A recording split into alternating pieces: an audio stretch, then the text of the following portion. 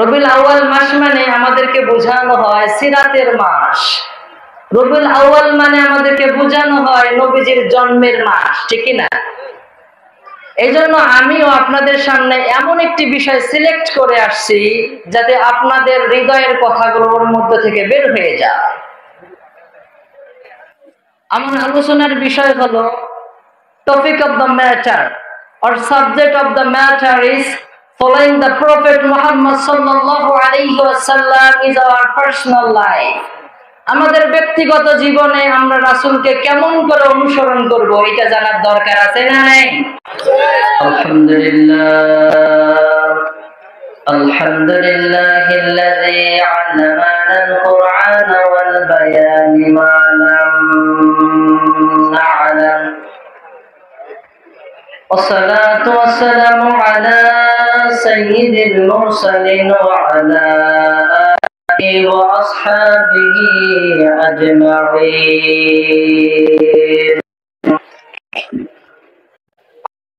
أما بعد فقد قال الله تعالى في كلامه المجيد وفي فرقانه الحميد. আমার সাথে একটু পড়েন। আউযু বিল্লাহি মিনাশ শাইতানির রাজীম। বিসমিল্লাহির রাহমানির রাহিম।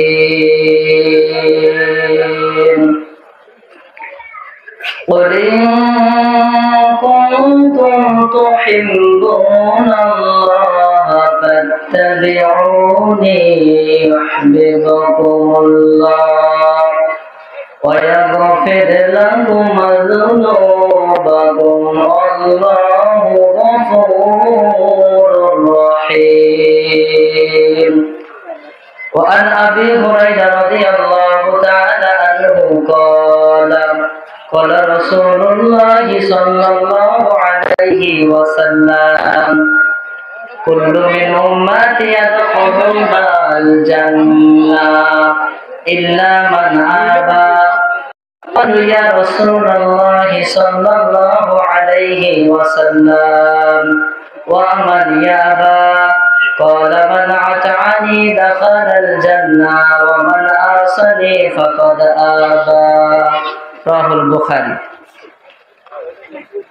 সূচনা লগ্নে মাথা অবনত চিত্তে কালিমাতুশ শুকর আদায় করছি নিখিল জাহানের অধিপতি আল্লাহ সুবহানাহু ওয়া তাআলার প্রতি, যে মহান মনিব আল্লাহ রব্বুল আলামিন আপনাকে আমাকে শারীরিক মানসিক উভয় প্রকার সুস্থতা দান করে আজকের এই ওয়াজ ও দোয়ার মাহফিলে আসার বসার পূর্ণ সুযোগ দান করেছেন।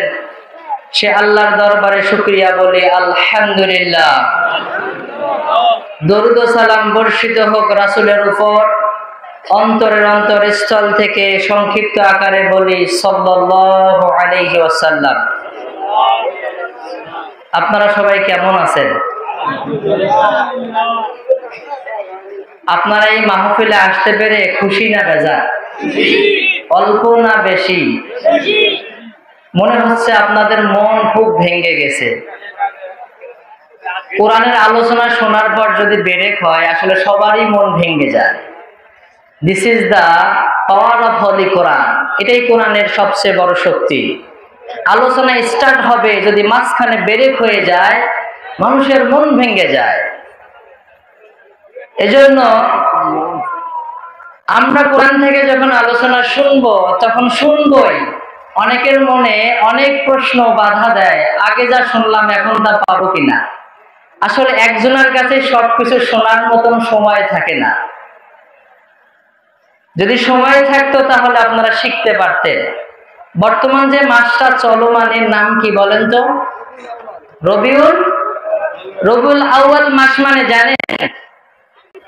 রবিউল আউয়াল মাস মানে আমাদেরকে বোঝানো হয় সিরাতের মাস। রবিউল আউয়াল মানে আমাদেরকে বোঝানো হয় নবীজির জন্মের মাস, ঠিক না? এই জন্য আমিও আপনাদের সামনে এমন একটি বিষয় সিলেক্ট করে আসছি যাতে আপনাদের হৃদয়ের কথাগুলো ওর মধ্যে থেকে বের হয়ে যায়। আমার আলোচনার বিষয় হলো topic of the matter or subject of the matter is following the Prophet Muhammad sallallahu alaihi wasallam is our personal life. আমাদের ব্যক্তিগত জীবনে আমরা রাসূলকে কেমন করে অনুসরণ করব এটা জানার দরকার আছে না নাই? আপনি কি মনে করেন আপনি যেমন ইচ্ছা তেমন করে চলবেন এর বিনিময়ে জান্নাত পাবেন? আপনার জান্নাত যাওয়া আর না যাওয়া, আপনার জাহান্নামে যাওয়া আর না যাওয়া, উভয়টা ডিপেন্ড করে ইত্তিবাউস সুন্নাহ তথা মুহাম্মদ সাল্লাল্লাহু আলাইহি ওয়াসাল্লামের। আল্লাহ রাব্বুল আলামিন পবিত্র কোরআনুল কারীমের মধ্যে 4 নম্বর পারার 4 নম্বর সূরা সূরা আন-নিসার 13 নম্বর আয়াতের মধ্যে আল্লাহ ঘোষণা দেন, ওয়া মাইয়ুতি ইল্লাহা ওয়া রাসূলাহু ইয়াদখিলুনা জান্নাত। আল্লাহ বলেন যারা আল্লাহকে মেনে চলবেন আর যারা নবীকে মেনে চলবেন তাদের জন্য আমি আল্লাহ এমন এক জান্নাত বানিয়ে রাখছি যে জান্নাতের নিচ দিয়ে ঝর্ণা ধারা প্রবাহিত থাকবে। সুবহানাল্লাহ পড়ে। আল্লাহ রাব্বুল আলামিন বলেন শুধু ঝর্ণা ধারা বিশিষ্ট জান্নাত মানুষ পাবে না, খালিদিনা ফিহা, এমন এক জান্নাত পাবে যেই জান্নাতে মানুষ ঢুকবে কিন্তু কোনোদিন আর বের হবে না। সুবহানাল্লাহ। এমন জান্নাত চান কি চান না? আপনি যদি রাসূলকে না মানেন, নিজের ইচ্ছা মতন চলা শুরু করে দেন, আর যদি মনে করেন this is my personal life, এটাই আমার জীবন, আমি যেমন ইচ্ছা তেমন করব আর বিনিময়ে জান্নাত পাবো, হবে। আল্লাহ রাব্বুল আলামিন 14 নম্বর আয়াতের মধ্যে বলেন, ওমাইয়াসিল্লাহা ওয়া রাসূলাহু, যেই ব্যক্তি আল্লাহরে মানবে না, আল্লাহর রাসূলকে মানবে না, ওই ব্যক্তির জন্য সোজা নাউযুবিল্লাহ করে। তাহলে জান্নাত যাওয়া আর জাহান্নাম যাওয়া ডিপেন্ড করে একজনকে মানার উপর, তার নাম মুহাম্মদ সাল্লাল্লাহু আলাইহি সাল্লাম। আপনি ওয়াজ কি বুঝলেন আর কি না বুঝলেন তাতে যায় আসে না। This is the main topic of our life. এটাই আমাদের জীবনের প্রধান আলোচনার বিষয়। আপনি সারাদিন কত কণ্ঠ শুনলেন আর না শুনলেন, that is not matter of our life. এটা আমাদের জীবনে যায় আসে না। আপনি কতটুকু মানতে পারছেন আর কতটুকু ছাড়তে পারছেন, the main matter of Islam. এটা ইসলামের মূল বিষয়। চিল্লায় বলেন ঠিক না? সম্মানিত উপস্থিতি, এজন্য সবকিছু দেওয়ানা হয়ে শুনলে হবে না। আমাদের পার্সোনালিটি এমন হয়ে গেছে, আমরা সব সময় ভয়েসকে খুব লাইক করি। অনেক সুন্দর কণ্ঠ আছে, দিস ইজ ভেরি ফাইন, এটা খুব ভালো। যখন ভয়েস নেই, দ্যাট ইজ ব্যাড, এটা খুব খারাপ। ইসলামের কণ্ঠের উপর কোন জিনিস ডিপেন্ড করে? ইসলাম ডিপেন্ড করে only one thing, that is holy Quran. Second আল হাদিস। প্রথমটা হলো কোরআন, দ্বিতীয়টা হলো হাদিস। ঠিক না? যখন কোরআনের আলোচনা আসবে আমরা যদি শুনতে যাই, লাভ আছে না? আমরা উঠে গেলে কি লাভ আছে? আমার ভাইরা, কোরআনুল কারীম থেকে আমরা সরাসরি কথা শুরু করছি। মুহাম্মদুর রাসূলুল্লাহ সাল্লাল্লাহু আলাইহি ওয়াসাল্লাম জানিয়ে দিলেন, দুনিয়ার উম্মতেরা শোনো, যদি তোমরা আমার কথা মেনে চলতে পারো, আমার অনুসরণ করতে পারো, চিন্তা করো না, তোমাদের জন্য সোজা জান্নাতের। আমার কথা নয়, সহিহ বুখারী খুলবেন 96 নম্বর অধ্যায় 7280 নম্বর হাদিস। আবু হুরায়রা রাদিয়াল্লাহু তাআলা আনহু বলেন, আল্লাহর নবী সাল্লাল্লাহু আলাইহি ওয়াসাল্লাম বললেন, কুল্লু মিন উম্মতি ইয়াদখুলুনাল জান্নাহ, আমার যত উম্মত হবে সব উম্মত গুলোকে আল্লাহ জান্নাত দেবেন। সুবহানাল্লাহ। আপনি আমি কোথায় যাব বলেন তো? আল্লাহর নবী সাল্লাল্লাহু আলাইহি ওয়াসাল্লাম এরপর বলেন, ইল্লা মান আবা, তবে যেই ব্যক্তি আমারে অস্বীকার করলো সেই ব্যক্তি জান্নাতে যাবে না। এই কথা শোনার পর সাহাবীরা বললেন, ইয়া রাসূলুল্লাহ কি নামান ইয়াবা, আল্লাহ নবী বলেন আপনাকে কে এমন আছে মানে না? আমাদের নবীর নাম কি বলেন তো? মুহাম্মদ। বাসি নাকি বাসি না? নবীর হৃদয় দিয়ে পছন্দ করি নাকি করি না? নবীর জন্য সবকিছু করতে রাজি আছি, সবকিছু আমাদের ঠিক আছে। সাহাবাগণ বলেন, আল্লাহ রাসূল বলেন কি আপনাকে এমন কে আছে মানে না? বিশ্বনবী তখন বলেন, ও সাহাবীরা শুনে নাও, মান আতানি দাখালাল জান্নাহ, আমি নবী যেমন করি এমনটা যারা করতে রাজি তারাই হলো জান্নাতবাসী। সুবহানাল্লাহ। আর আমি নবী যেমনটা করি না এমনটা যারা করার জন্য রেডি হয় তারা হলো জাহান্নামবাসী। নাউজুবিল্লাহ পড়ে। তাহলে আপনার জান্নাতে যাওয়া আর না যাওয়া উভয়টা নির্ভর করে আপনি কতটুকু মুহাম্মদ সাল্লাল্লাহু আলাইহি ওয়াসাল্লামকে মানতে পারলেন, ঠিক না? হৃদয়ের মধ্যে প্রশ্ন জাগে, কেন আমরা মুহাম্মদ সাল্লাল্লাহু আলাইহি ওয়াসাল্লামকে মানব? প্রশ্ন জাগে কি জাগে না? বুঝলাম তারে মানলে জান্নাতে যাব, কিন্তু কিসের জন্য মানবো তারে? তার এমন কি কোয়ালিটি আছে, কি গুণ আছে? মুহাম্মদ সাল্লাল্লাহু আলাইহি ওয়াসাল্লাম আমাদের নবী, এতটুকুই তো জানি। আর কি জানেন? আল্লাহ রাব্বুল আলামিন বলেন, দুনিয়াবাসী মুহাম্মদরে মানতে হবে। তার এক নম্বর কারণ শোনো। এক নম্বর কারণ হলো 17 নম্বর পারার 21 নম্বর সূরা, সূরা আম্বিয়া।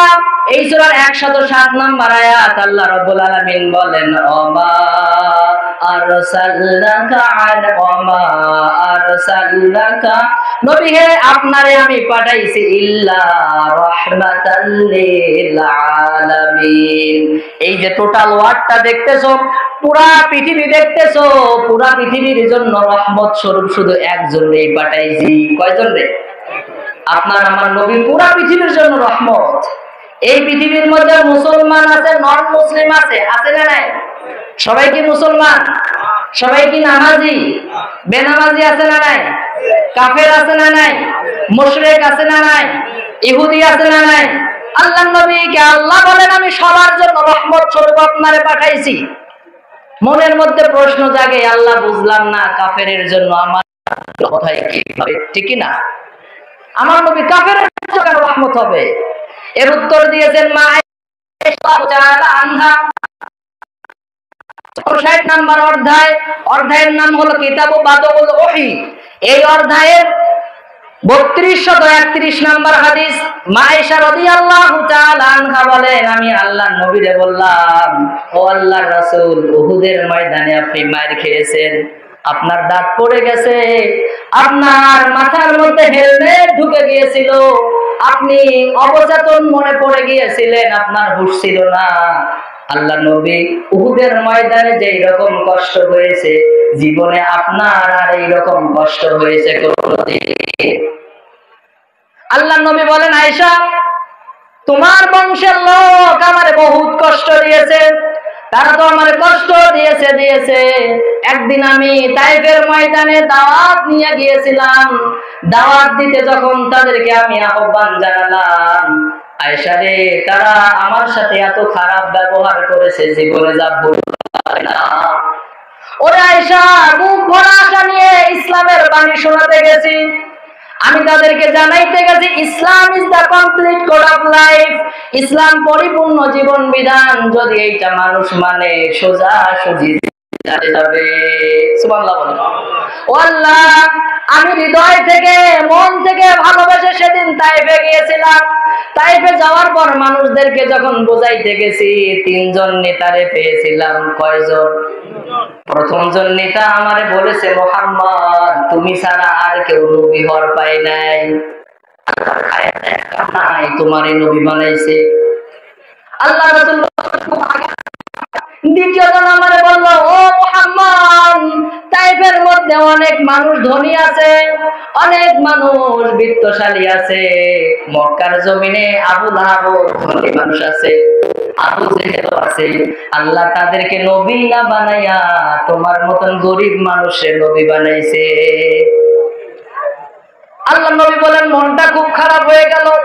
তৃতীয় জন ব্যক্তি বলল, মুহাম্মদ, তোমার সাথে আমার কোনো কথা নয়, I do not want to talk with you in this time.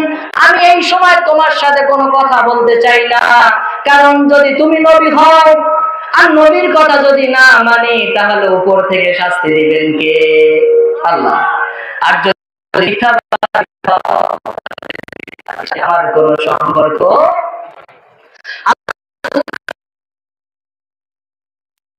লোকেরা আমারে ঘাড় ধরে বের করে দিল, আর এলাকার যুবক ছেলেদের পিছনে লেলিয়ে দিল। তারা আমারে ছোট ছোট নুড়ি পাথর, বড় পাথর যেই যেই ভাবে পারে এত জোরে ঢিল দিল যে আমার শরীরের যেই জায়গায় লাগতো সেই জায়গায় রক্ত বের হয়ে যেত।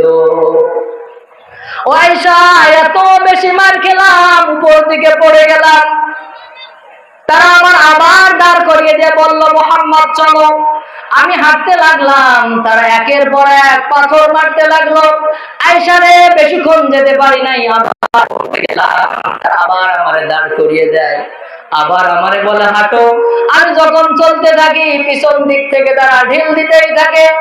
আয়েশা রে, এত বেশি রক্ত বের হয়ে গেছে, আমার জুতা আর আমার পা দুইটা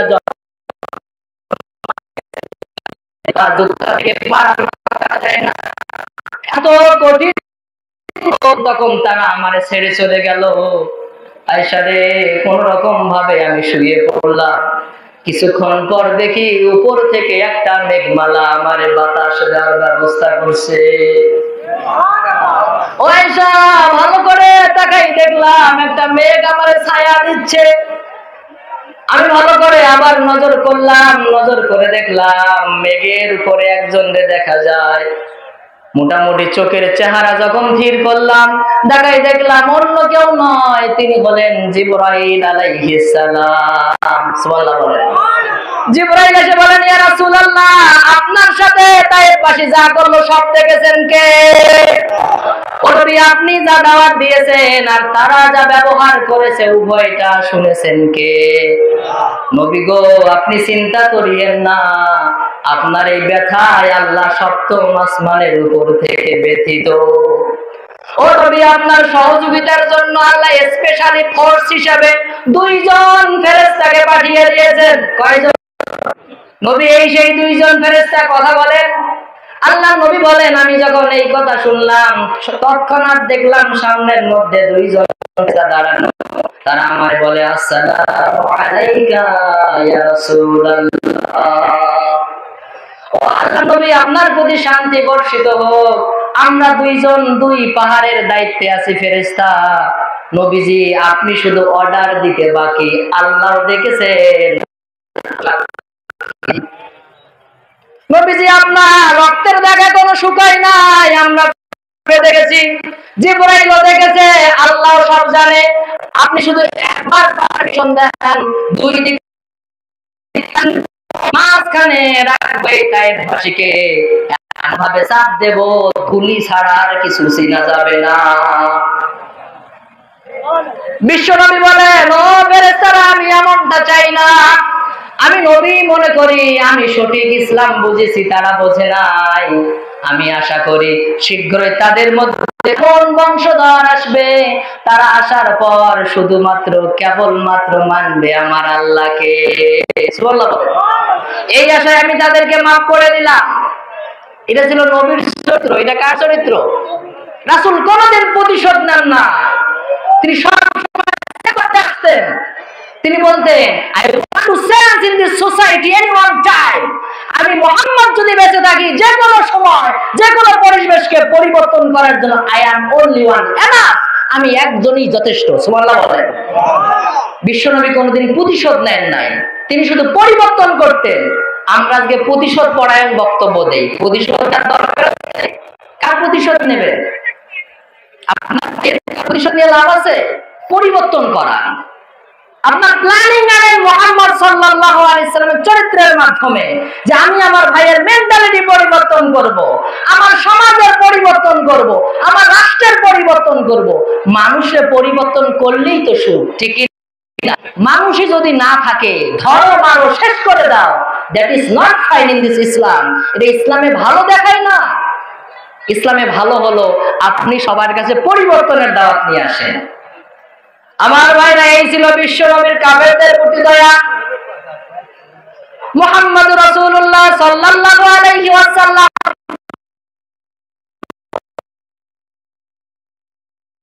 শেষ নাই। আল্লাহর কোরআনের বাণী আর হাদিসের বাণী যদি এক জায়গায় করি, আপনি আশ্চর্য হবেন। জীবনে এমন বাক্য কোনদিন শোনেন নাই।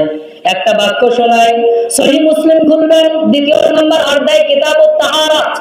এই অধ্যায়ের মধ্যে হাদিস পাবেন 472 নম্বর হাদিস। আল্লাহ নবী সাল্লাল্লাহু আলাইহি ওয়াসাল্লাম একদিন কবরের মধ্যে গেলেন, যাওয়ার পর বলছেন, আসসালামু আলাইকুম, ও কবরের নারী পুরুষ মুমিন মুমিনাত, তোমাদের প্রতি আল্লাহর শান্তি বর্ষিত হোক। সুবহানাল্লাহ বলেন। কবর দেখলে আমরা সালাম দেই কি দেই না? আল্লাহ নবী আগে সালাম দিলেন, দিয়া বললেন, ইন্না ইনশাআল্লাহু বিকুম, শীঘ্রই আমি তোমাদের সাথে মিলিত হব। তোমরা কবরে আছো, আমি দুনিয়ায় আছি, কিন্তু দুনিয়ার জীবনটা সারা জীবন থাকা যাবে, আমি শীঘ্রই তোমাদের সাথে মিলিত হব। এই কথা বলার পর আল্লাহর নবী বললেন, আমার খুব শখ হয় আমি যদি আমার ভাইদের সাথে দেখা করতে পারতাম। সাহাবা রাদিয়াল্লাহু তাআলা আনহুম বলেন, ইয়া রাসূলুল্লাহ, আলাসনা আখুকা, আমরা কি আপনার ভাই না? আল্লাহ নবী বললেন, ও সাহাবীরা, তোমরা আমার ভাই না, ও আনতুম আসহাবী, তোমরা হলে আমার সাহাবী। আমার ভাই হলো তারা যারা এখনো আসে নাই, পরে আসবে। সুবহানাল্লাহ বলেন। মুহাদ্দিসগণ বলেন, এর মানে হলো এমন লোক যেই লোকগুলো বিশ্ব নবীরে দেখে নাই, এমন লোক যেই লোকগুলো সাহাবীরে পাবে না। আপনারা কি রাসূলকে দেখেছেন? সাহাবীদের দেখেছেন? আল্লাহ নবী বলেন, আমার ভাইদের দেখার খুব ইচ্ছা, রাসূলের বাণী মোতাবেক রাসূলের ভাই। সুবহানাল্লাহ বলেন। কত হৃদয়ের মানুষ তিনি, কত সফট কনসেপ্টের মানুষ তিনি, কত সুন্দর তার হার। তিনি আমাদের দেখেন নাই, কিন্তু ডাকছেন কি বলে? ভাই। আপনি ভাবতে পারেন কথাটা। সাহাবা রাদিয়াল্লাহু তাআলা আনহুম বলেন, ইয়া রাসূলুল্লাহ, আপনি আপনার ভাইদের দেখেন নাই তো চিনবেন কেমনে? দেখেন নাই, চিনবেন কেমনে? আপনার আমার প্রশ্ন আছে না নাই? জীবনে দেখি নাই, কেমন করে পরিচয় হবে? আল্লাহ নবী সাল্লাল্লাহু আলাইহি ওয়াসাল্লাম বলেন, সাহাবীরা, টেনশনের কারণ নাই, আল্লাহ আগে সেই সিস্টেম আমারে দেখাই দিয়েছে। সুবহানাল্লাহ বলেন। সিস্টেম হলো, আমার যারা ভাই হবে তাদের অবস্থা হলো, ও সাহাবীরা, যদি একটি কালো ঘোড়ার বিশাল পাল থাকে, ওই পালের ভিতরে যদি একটি মাথায় চিহ্ন সাদা, পায়ে চিহ্ন সাদা এমন ঘোড়াকে ছেড়ে দেওয়া যায়, ঘোড়াটা বের করা যাবে নাকি যাবে না? কষ্ট হবে? মোটেই কষ্ট হবে না। বিশ্ব নবী বলেন, আমি আমার ভাইদের কিয়ামতের মাঠের দিন চিনব এমন ভাবে, তারা যখন ওযু করবে, যেই সকল অঙ্গগুলো তারা পানি দিয়ে ধোবে, কিয়ামতের মাঠের দিন এই অঙ্গগুলো থেকে আলো বের হতে থাকবে। আর আমি তখন দেখে বলবো, দিস ইজ মাই ব্রাদার, এটাই আমার সেই ভাই যার দেখার আমার খুব শখ ছিল। ওই যে ওযু করেছে, হাতগুলো জল করতেছে, জোরে বলে সুবহানাল্লাহ। তাহলে আপনি ওয়াজ শুনে করলেন কি, যদি নামাজি না পড়েন কিছু লাভ আছে? খুব জোশে শুনলাম, আহা, মনটা খারাপ হয়ে গেল। But I do not Muslim in this society. এই সমাজে আমি বেনামাজি, নামাজি পড়ি না। এই ওয়াজ শুনে লাভটা কি? কি ভ্যালু আছে এই ওয়াজে? আমার ভাইরা, শুধু এতটুকু নয়, মুহাম্মদ সাল্লাল্লাহু আলাইহি ওয়াসাল্লাম উম্মতের এত বেশি দরদি। আল্লাহর নবী বলেন, ও দুনিয়ার উম্মতেরা শোনো, আল্লাহ স্পেশালি প্রত্যেক নবীকে একটা করে দোয়া শিখাই দিয়েছেন। কয়টা? একটা। নবীগণ যখন বিপদে পড়বে দোয়া করবে আর কবুল করবে আল্লাহ, এমনটা সিস্টেম শিখাই দিয়েছেন, শিখাই দিয়েছেন। কিন্তু দুনিয়া জমিনে আমি নবী ওই দোয়াটা করবো না। কারণ চান্স কয়বার জীবনে? কয়বার দোয়া করলে আর সেকেন্ড চান্স নাই। আল্লাহ নবী বলেন, প্রত্যেক নবীরা যখন বিপদে পড়েছে ওই দোয়া দিয়ে দোয়া করেছে, আল্লাহ কবুল করেছেন। আমি নবী চিন্তা করলাম আমিও দোয়া করব। দোয়া করার চিন্তা করে আমি আল্লাহ রাব্বুল আলামিনকে বললাম, আল্লাহ দোয়া ঠিক দিয়েছো, আমিও দোয়া নিয়েছি।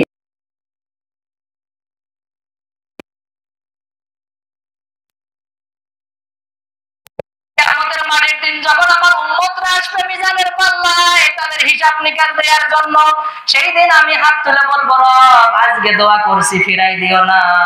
আমার সব উম্মতকে এক এক করে জান্নাতে নিয়ে যাওয়ার তৌফিক দিয়ে দাও। এত ভালোবাসা কেউ বাসে? এই হলো আপনার আমার নবী।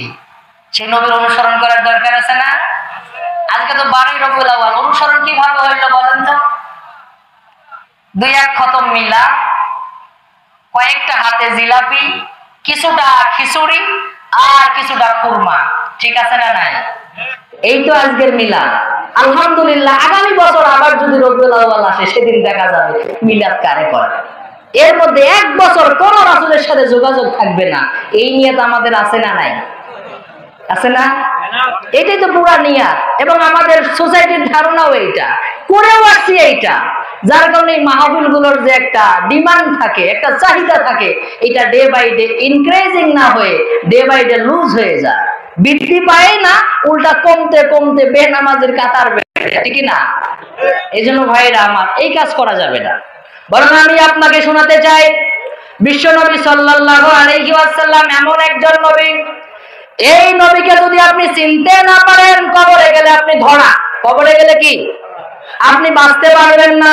দুনিয়ার জমিনে হয়তো হম্বই তম্বই করে পাঞ্জাবির বহর দেখিয়ে মাথায় টুই দিয়ে বাঁচতে পারবেন, কিন্তু কবরে গেলে আপনি ধরা খাবেন। কারণ কবরের মধ্যে কয়টা প্রশ্ন? কয়টা? তার একটা হলো মান রব্বুকা, গোলামি করছো কার? 2 নাম্বার হলো মা দিনুকা, কোন দিন পালন করো? 3 নাম্বার হলো মান নাবিয়ুকা, তোমার আছে না এই প্রশ্ন? তো ওইখানে যা কি বিসিএস ক্যাডারের মতন বলবেন মাই প্রফেট নেম ইজ মুহাম্মদ, আমার নবীর নাম মুহাম্মদ সাল্লাল্লাহু আলাইহি ওয়াসাল্লাম, আল্লাহ এতেই মেনে নেবে? এমনটা তো নয়। বরং ওইখানকার প্রশ্নের জবাব হবে আপনার আমলের উপর। আপনি আমল যদি সুন্দর করতে পারেন, রাসূলকে যদি মানতে পারেন, তাহলেই বের হবে আমাদের নবীর নাম মুহাম্মদ সাল্লাল্লাহু আলাইহি সাল্লাম। মুখস্থর কিছু ওখানে নেই। যদি মুখস্থ দিয়ে হতো, বিশ্বাস করেন, আমরা হুজুররা সকাল বিকাল যত মিথ্যা কথা বলি, তাহলে দুনিয়া থেকেই পার করাতে পারতাম। একজন মানুষ জীবনে নামাজ পড়ে না, বেনামাজি, রাসূলের কথা শুনতেই পায় না, রাসূলের ইসলাম প্রতিষ্ঠার জীবনে চায় না, ওই লোকটার যখন মুসলমানি কবরস্থানে আমরা দাফন করি, কি বলি বলেন তো? বিসমিল্লাহি ওয়া আলা মিল্লাতি। এই জোর করে রাসূলের দলে যে ঢুকাই দিলাম, এটা তো পাস হওয়ার কথা, ঠিক না? পাস হয়। কবরের প্রশ্ন যে করার সে করবে, করবে। তাহলে 4 বছর দাম, যদিও আমি মিথ্যা কথা বলতেছি, ওখানে জোর করে যে রাসূলের দলে ঢুকে দিলাম, ও যাইতেই চায় না, আমি জোর করে দেই। এরকম অবস্থা আছে, এরকম করা যায় না। এই জন্য ওই জগৎটা এমন যে আপনাকে মানার মাধ্যমে সব আসতে হবে। কিরকম মানার একটা উদাহরণ দিয়ে শেষ করে দেয়। সহিহ আল বুখারীর 23 নম্বর অধ্যায় খুলবেন, কিতাবুজ জানাজা, এই অধ্যায়ের মধ্যে হাদিস আছে 1387 নম্বর হাদিস। আবু বকর রাদিয়াল্লাহু তাআলা আনহু বলেন, আমি আয়েশা রাদিয়াল্লাহু তাআলা আনহুর সাথে কথা বললাম, তখন আমি অসুস্থ। আয়েশা আমারে দেখতে আসলো। যখন আমি আয়েশারে বললাম, আয়েশা, বিশ্ব নবী যখন মারা গিয়েছে, তারে তো দাফন কাফন করা হয়েছে। ও আয়েশা, কয় কাফনে দাফন কাফন করা হয়েছে? আয়েশা বলেন, আব্বাজান, আল্লাহ রাসূলকে 3 কাপড়ে দাফন কাফন করা হয়েছে। সুবহানাল্লাহ। আবু বকর রাদিয়াল্লাহু তাআলা আনহু বলেন, ও আয়েশা, এবার তুমি 2 নম্বর প্রশ্ন করো, আল্লাহর নবী যেদিন মারা যায় সেই দিন কি বার ছিল? আয়েশা রাদিয়াল্লাহু তাআলা আনহা বলেন, আব্বাজান, সেই দিন ছিল সোমবার। কি বার? আল্লাহর নবী যেদিন মারা যায় সেই দিন ছিল সোমবার। আয়েশাকে আবার বলেন, ও আয়েশা, আইয়ু ইয়াউমিন হাযা, আয়েশা, আজকে কোন দিন? আয়েশা বলেন, আব্বাজান, আজকে হলো সোমবার। আজকে কি বার? বলেন, রব, আজকে যদি বেলা ডুবার আগে আমার মরণটা হয়ে যায়, তাহলে আমি আমার বন্ধুর ডেটে একসাথে মৃত্যুবরণ। মরণের ব্যাপারও মানুষ মিল চায়, এইরকম ভালো। এই জন্য আমি আমার কথা শেষ করে দিচ্ছি।